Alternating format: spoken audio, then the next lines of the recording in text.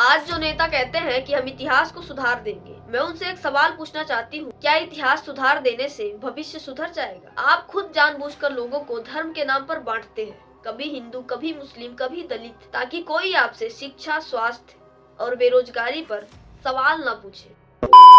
नमस्कार दोस्तों, आज मैं आपको इतिहास की एक ऐसी घटना बताने वाली हूँ जिसको अगर आप सुनेंगे तो आपको बिलीव नहीं होगा कि क्या सच में ऐसा हुआ था। ये घटना है उस शहर की जिसे कहा जाता है अविनाशी काशी। ऐसा माना जाता है कि यहाँ स्वयं भगवान शिव वास करते हैं। आखिर ऐसा क्या हुआ इस काशी में कि सैकड़ों मंदिर मिटा दिए गए, देवी देवताओं की मूर्तियां तोड़ दी गई और उन पत्थरों का उपयोग करके उस जगह पर बना दिया गया एक मस्जिद। और ये घटना सिर्फ मंदिर की नहीं है, ये घटना है धर्म की, राजनीति की और सिस्टम की सबसे बड़ी नाकामी की। तो इसके लिए सबसे पहले चलते हैं सैकड़ों साल पीछे। इतिहासकार बताते हैं कि काशी दुनिया के सबसे पुराने लगातार बसे हुए शहरों में से एक है। यहाँ गुप्त काल, मौर्य काल, पाल काल तक सैकड़ों शिव मंदिर, शक्तिपीठ और आश्रम बने। चीनी यात्री हेन सोंग ने 7वीं सदी में लिखा था कि काशी में असंख्य मंदिर और विद्यापीठ है। मतलब साफ है कि काशी पहले से ही मंदिरों का शहर था। सन 1191 की बात है। उस समय भारत के सबसे ताकतवर राजा थे पृथ्वीराज चौहान, जो कि अजमेर और दिल्ली के राजा थे, और दूसरे थे जयचंद, जो कन्नौज और काशी के राजा थे। और उसी समय बाहर से एक ताकत उठ रही थी, अफगानिस्तान से आने वाला शासक मोहम्मद गौरी। सन 1191 में गौरी पहली बार हमला करता है, लेकिन तराइन के पहले युद्ध में पृथ्वीराज चौहान उसे हरा देते हैं। इस युद्ध में गौरी बुरी तरह घायल होता है और घायल अवस्था में ही भाग जाता है, लेकिन हमेशा के लिए नहीं। 1192 में गौरी वापस लौटता है और इस बार बड़ी चालाकी और रणनीति से हमला करता है और तराइन के इस दूसरे युद्ध में पृथ्वीराज चौहान को हरा देता है। और इसी युद्ध के साथ उत्तर भारत का रास्ता विदेशी सेनाओं के लिए खुल जाता है। फिर आता है सन 1194। उस समय काशी और कन्नौज क्षेत्र के राजा थे गहड़वाल वंश के राजा जयचंद। जयचंद बहुत ही अमीर और शक्तिशाली था।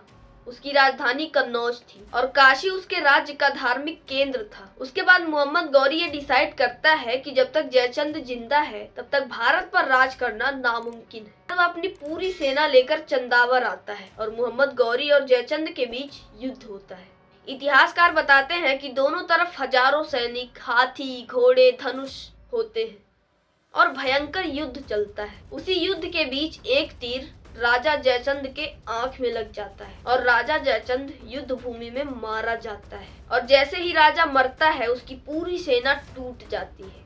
और फिर क्या था, फिर मोहम्मद गौरी इस युद्ध को जीत जाता है और गहड़वाल राज खत्म हो जाता है। जयचंद के मरने के बाद मोहम्मद गौरी की सेनाएं काशी और कन्नौज की तरफ तेजी से बढ़ने लगती है। और यहाँ आता है एक बहुत बड़ा सवाल, क्या काशी में नरसंहार हुआ?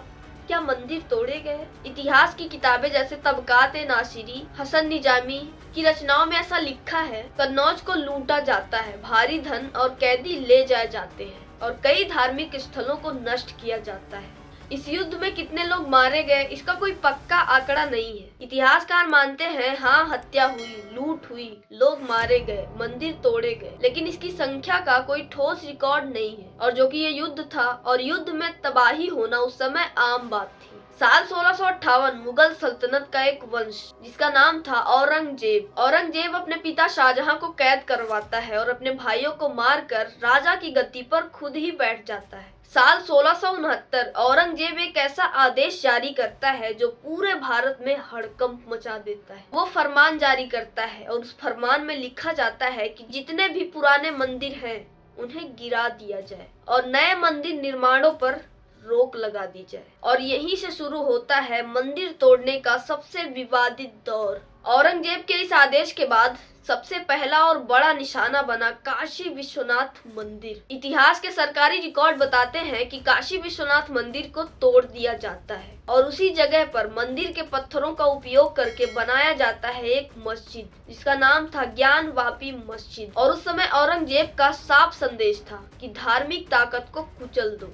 ताकि इस्लाम धर्म को बढ़ावा मिल सके। साल 1670 औरंगजेब मथुरा की तरफ तेजी से बढ़ता है। मथुरा में हिंदुओं का सबसे पवित्र स्थल होता है केशव देव मंदिर, यानी कि कृष्ण जन्मभूमि। इतिहासकार लिखते हैं कि मंदिर को पूरी तरह गिरा दिया जाता है, मूर्तियां तोड़ दी जाती है और उसकी जगह बनाया जाता है एक मस्जिद जिसका नाम था ईदगाह मस्जिद, जिस मस्जिद पर वर्तमान में भी विवाद जारी है। इतिहास की किताबों में जिन मंदिरों के टूटने के रिकॉर्ड मिलते हैं उसमें पहला है काशी विश्वनाथ मंदिर जो कि बनारस में है, और दूसरा है केशव देव मंदिर जो कि मथुरा में है, और तीसरा है जैन मंदिर जो कि अहमदाबाद सूरत में है, और उन्हीं में शामिल है कुछ राजपूत मंदिर जो कि राजस्थान में थे। दोस्तों, जैसा कि आप सब जानते हैं कि काशी विश्वनाथ मंदिर को महारानी अहिल्याबाई होलकर ने बनवाया था। कुछ लोग कहते हैं कि 1780 में बनवाया गया था और कुछ लोग कहते हैं 1791 में बनवाया गया था। काशी विश्वनाथ मंदिर को बनवाया गया लेकिन उसी पुरानी जगह पर नहीं, उसके बगल में,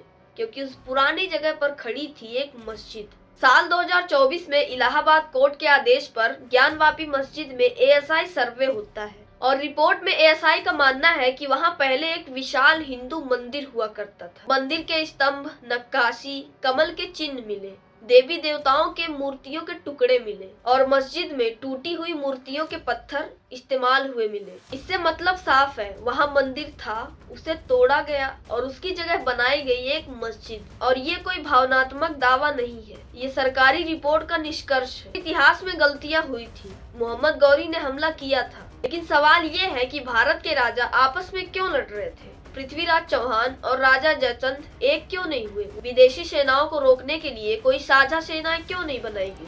तो बात यहाँ पर यह है दोस्तों कि भारत उस समय बाहर से नहीं हारा था, बल्कि अपने ही देश के अंदर की फूट से हारा था। अब आते हैं वर्तमान में। दोस्तों, जैसा कि आप सभी जानते हैं कि हमारे प्रधानमंत्री मोदी जी को मंदिर से बड़ा लगाव है, चाहे वो काशी विश्वनाथ मंदिर हो, सोमनाथ मंदिर हो या राम मंदिर हो। उन्हें हर मंदिर से बहुत ही ज्यादा लगाव, और वो कहते हैं कि हिंदू खतरे में है और वो हिंदुओं को बचाएंगे। तो अगर मोदी जी को मंदिर से इतना ही लगाव है तो काशी विश्वनाथ मंदिर की जगह जो ज्ञानवापी मस्जिद बना हुआ है, क्यों आज भी वह विवादित है? आखिर जब प्रधानमंत्री मोदी जी हिंदुओं की रक्षा करते हैं, हिंदुओं के हित के बारे में सोचते हैं, तो क्यों नहीं अब तक वो केस सुलझा पाए? तो बात यहाँ पर यह है दोस्तों कि प्रधानमंत्री मोदी जी ना ही हिंदुओं की रक्षा करते हैं और ना ही उन्हें मंदिर से कोई लगाव है। उन्हें लगाव है तो बस अपनी गद्दी से। ये एक सोची समझी राजनीति है जिससे देश को धर्म के नाम पर बांटा जा सके और वोट को इकट्ठा किया जा सके। अब जरा सोचिए दोस्तों, आज हमने मोहम्मद गौरी की कहानी जानी, औरंगजेब के जुल्म देखे, मंदिरों के टूटने के रहस्य जाने। अब सवाल ये नहीं कि उस जमाने में क्या हुआ, अब सवाल ये है कि इससे हम सीख क्या रहे हैं। दोस्तों, आज हर सरकार, हर नेता धर्म और पार्टी के नाम पर राजनीति कर रहा है। कभी मंदिर, कभी मस्जिद, कभी इतिहास, कभी आस्था। लेकिन सवाल ये है कि क्या आज देश की सबसे बड़ी समस्या मंदिर है? क्या देश की बेरोजगारी मंदिर से खत्म होगी? क्या महंगाई मंदिर से कम हो पाएगी? और क्या किसान, मजदूर, गरीब का पेट मंदिर से भर पाएगा? आज जो नेता कहते हैं कि हम इतिहास को सुधार देंगे, मैं उनसे एक सवाल पूछना चाहती हूँ, क्या इतिहास सुधार देने से भविष्य सुधर जाएगा? आप खुद जानबूझकर लोगों को धर्म के नाम पर बांटते हैं, कभी हिंदू, कभी मुस्लिम, कभी दलित, ताकि कोई आपसे शिक्षा, स्वास्थ्य और बेरोजगारी पर सवाल न पूछे। मेरा ओपिनियन यही है दोस्तों कि जो सरकार धर्म के नाम पर लोगों को बांटती है वो देश नहीं बचाती, वो सत्ता बचाती है। और जो जनता धर्म के नाम पर लड़ जाती है वो अपना भविष्य खुद बिगाड़ती है। और अगर आपको लगता है कि इतिहास से हमें लड़ाई नहीं बल्कि सीख लेनी चाहिए तो इस वीडियो को शेयर करो, ताकि ज्यादा से ज्यादा लोग ये समझ सके कि धर्म से पहले देश आता है। और अगर वीडियो पसंद आया हो तो लाइक करो, चैनल को सब्सक्राइब करो और कमेंट में अपना ओपिनियन जरूर लिखो। बाकी मिलते हैं नेक्स्ट वीडियो में। Thanks for watching. जय श्री राम।